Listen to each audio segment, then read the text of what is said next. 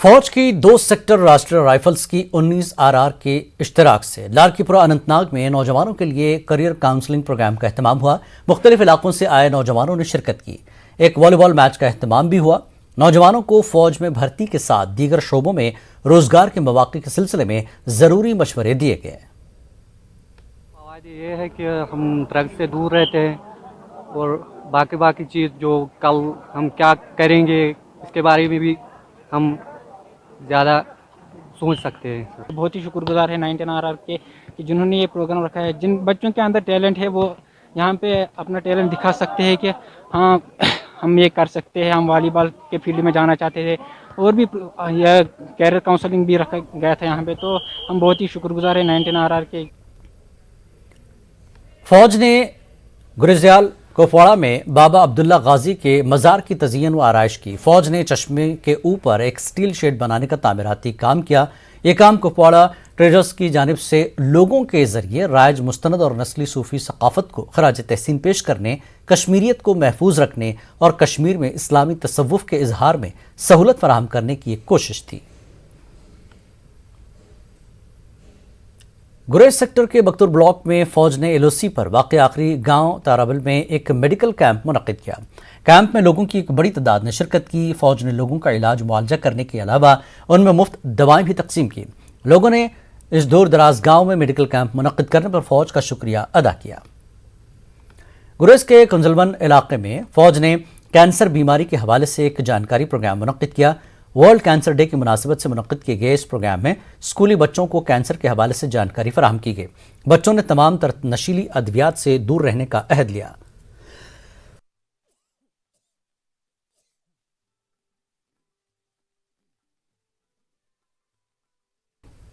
सरहदों की हिफाजत के साथ साथ हिंदुस्तानी फौज मुल्क पर आने वाले हर बहरान में हर शहरी के साथ कंधे से कंधा मिलाकर चलती है। यह प्रोग्राम फौज की जानिब से जज्बे खैरसगाली के तौर पर अखनूर के प्रगवाल में मुनक़िद किया गया था। तलबा को इस बात से आगाह किया गया कि फौज में अफसरों के ओहदों के लिए किस तरह और कब तैयारी करनी चाहिए। तलबा ने फौज का शुक्रिया अदा किया। कठुआ के हीरानगर में यूथ कांग्रेस के कारकुनों ने एहतजाज किया। कांग्रेस लीडर रोमी शर्मा ने कहा कि जम्मू कश्मीर से दफा 370 हटाने के बाद इंतजामिया नए नए कानून लाकर लोगों को परेशान कर रही है, जिसे कांग्रेस बर्दाश्त नहीं करेगी। अब दही इलाकों में तामीरी काम के लिए सरपंच या मुतल्लका महकमे से इजाजत हासिल करना लाजमी है। पुंछ के मेंधर सब डिवीजन के मजहबी रहनुमा 2 सालों से बंद पड़े तालीमी इदारों को खोलने की मांग कर रहे हैं।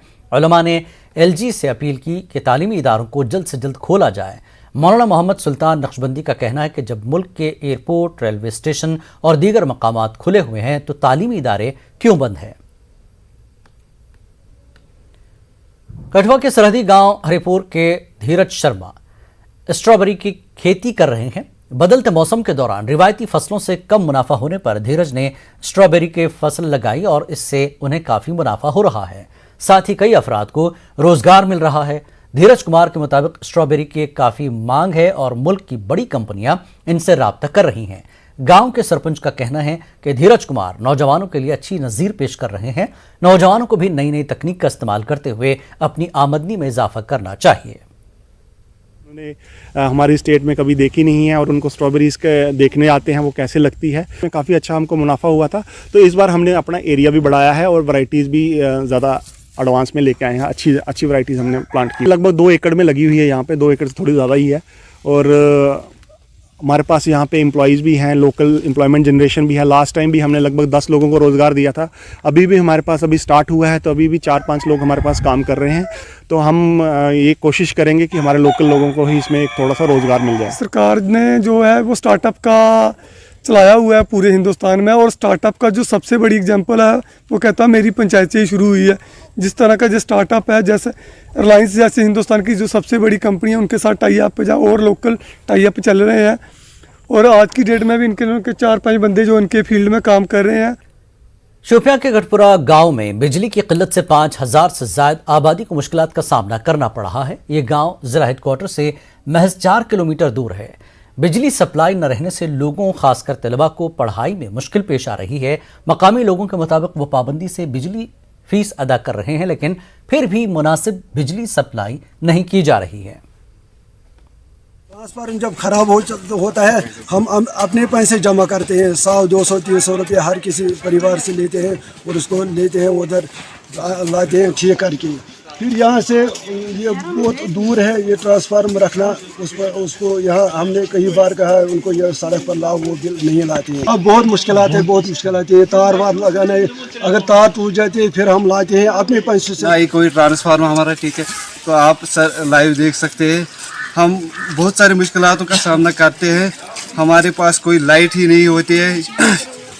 शाम को हम शाम 7 बजे से हम खूब अंधेरे में सब लोग सोते हैं, कोई लाइट का इंतज़ाम नहीं है। बहुत सारा सफ़र करते हैं क्योंकि आजकल तो ऑनलाइन क्लासेस होते हैं लेकिन पावर ही नहीं होता है। पुंछ जिले के सरहदी इलाके के लोगों ने BSNL के एहलकारों से काफी नाराजगी का इजहार किया क्योंकि BSNL की खराब सर्विस से लोग तंग आ चुके हैं।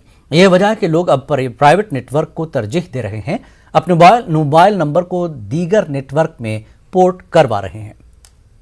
हालात है कि अब गवर्नमेंट इतनी मजबूर हो गई है कि एम्प्लॉइज़ को जो है वो इस डिपार्टमेंट से बाहर निकाला जा रहा है। रीज़न यही है कि ये जानबूझकर ऐसा करते हैं, या तो इनके जो ऑफिसर्स हैं जानबूझकर प्राइवेट कंपनीज से जब पैसा लेते हैं कि इनका नेटवर्क बंद होगा तो प्राइवेट कंपनी के नेटवर्क चलेंगे। क्योंकि देखिए अगर यहाँ प्राइवेट कंपनीज के नेटवर्क बिल्कुल बंद नहीं होते, आप एयरटेल लगा लीजिए, जियो यहाँ है और भी बहुत सारे नेटवर्क हैं, वो बिल्कुल प्रॉपरली चल रहे हैं। मुझे समझ नहीं आ रहा कि BSNL की ऐसी।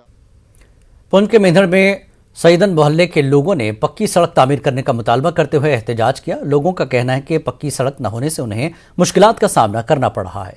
लोगों ने इस मसले को हल करने की मांग की। रिक्वेस्ट करने हैं कि जनाब अली साड़ी इस फरियाद की जड़ाया मतलब है सुनो और इसकी मुकम्मल करो। जी जी।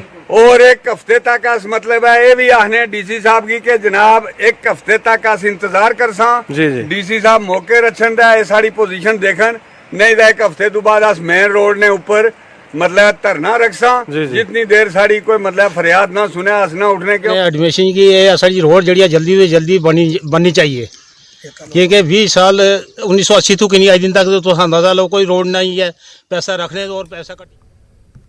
कश्मीर न्यूज में फिलहाल इतना ही। आदाब।